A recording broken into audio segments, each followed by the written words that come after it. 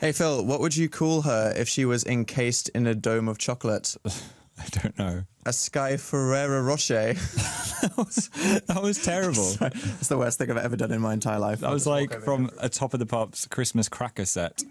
Anyway, we've had a text that says, Phil, it's not cactuses, it's cacti. You try talking to Molly from the Saturdays about cacti. With getting your things right. Yeah. Indeed. Well, now it's time to go from real-life embarrassment to ones that have happened in your house via the internet as we laugh at your friends and family just being confused by the, quite advanced technology we have to deal with these days that you have sent in, read out by the erotic tones of Radio 1's Greg James. This is Sorry, I Don't Know How to Internet. Internet? Isn't that a misplaced tennis serve in Yorkshire? I don't get all this facial book. The World Wide what? Sorry, I don't know how to internet. Our first technological disaster comes from Victoria.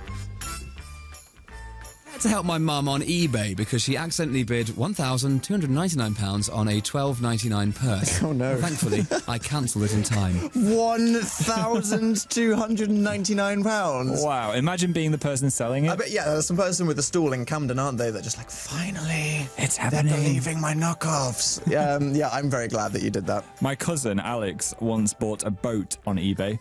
What? When he was about 9 years old. What? On my Auntie Rosie's credit card, it was on eBay. Just pressed buy a boat. For how much? £100,000. 100. They didn't actually buy it, did they? They didn't receive the boat. There was a few awkward conversations with the website saying, Have you ever actually won an eBay item and then tried to convince the person to give you the money back? It's the most awkward thing in the entire Very world. awkward. I know how you feel, Victoria. Our next one comes from Ciara. My mum is adamant that Tumblr is an illegal book downloading site. What? I'm not sure how she got that into her head, but whenever I'm on Tumblr, she asks what book I'm downloading and often says, oh, I must upload a book to that Tumblr thing. Oh, those text posts. Look, fan fiction isn't technically published, is it? So that's just wrong. Although, technically 50 Shades of Grey was a Twilight fan fiction. True. So maybe your mum is right, Ciara. Maybe. I think so. That's the moral there. I would not let my mum loose on Tumblr unsupervised. You would let your mum on it unsupervised? No. I think she's old enough to make her own decisions. I guess. I just think she's too innocent to see some of the things I see on there. We all know the kind of things that could pop up. I would not go on Tumblr in the kitchen with my family. Our next story comes from Inga. My grandfather still uses a Nokia 3310. That is all. Maybe she wants it to play Snake on. It was the best game. Wow. How can he still have it? I mean, still they work. can't be destroyed, can they? No, I think when the world ends, the last thing we will see is a 3310. Literally, after the inevitable nuclear war, when the planet implodes, all that will be left floating through space will just be Nokia 3310s. And then in 10,000 years, an alien will find it and they'll be like, this is the last trace of the intriguing race that was humanity. And then they'll load it up, they'll play Space Impact, and they'll be like, they foretold everything. It's written. It's written in the object. I don't know where I went with that. Damn, that goes so deep. Next one's from Makala. Last night, I was at the shops when my mum called me to tell me she'd broken my computer. Oh, no. I rushed home immediately, but it turned out she'd just unplugged it. Oh. You can't do that to someone, can you? You can't. That would be such a terrifying moment. Though I do have so many wires, I never know what's plugged in. Sometimes I even plug an extension into an extension into an extension, which is not recommended by fire safety professionals. It wouldn't indeed, but that's just terrifying, isn't it? It's like saying there's something wrong with your baby, and then you find out they're just having a bit of fun puking up everywhere.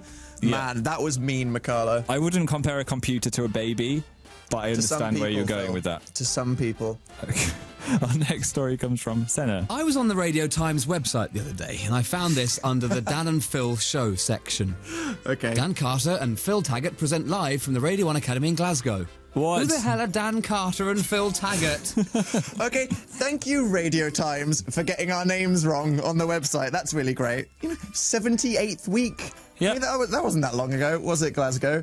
Just so you know, Dan Carter and Phil Taggart are two real people. They are other Radio 1 DJs, Daniel P. Carter from The Rock Show and Phil Taggart from Phallus in the evenings. I do look quite similar to Phil Taggart. I've got my swoopy fringe going on. You look the same. I feel like I have more emotionally in common with Daniel P. Carter, though. Like System of a Down, think so? seriousness. His son watches my YouTube videos. It's in the blood. Do you think they'd enjoy doing our show? What them doing our show. I think Yeah. they'd really enjoy block stacking. They would embrace a sleeping caterpillar race. They would indeed. And was, kitten burritos. I can see that. It's a nice mental image. But wrong Radio Time. It's the new double act. Just wait for the announcement. Okay. It's coming soon. That was Sorry, I Don't Know How to Internet.